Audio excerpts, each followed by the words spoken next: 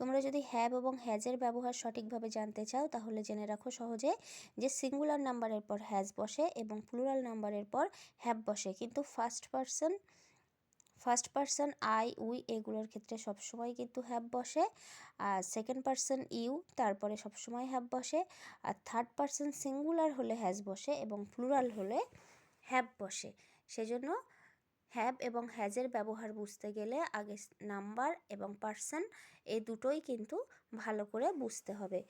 আর 6টা সিজন সম্পর্কে যে এখানে লেখা আছে 6টা সিজনের নাম, সেটা কিন্তু এগুলো ভালো করে মনে রাখতে হবে। মনে রাখবে যে ইংলিশে কিন্তু অটাম একটাই হয়, কিন্তু যেহেতু আমাদের বাংলাতে শরৎ এবং হেমন্ত দুটো ঋতু করা আছে সেই জন্য এখানে অটামটাকে ভেঙে আর্লি অটাম এবং লেট অটাম করা হয়েছে।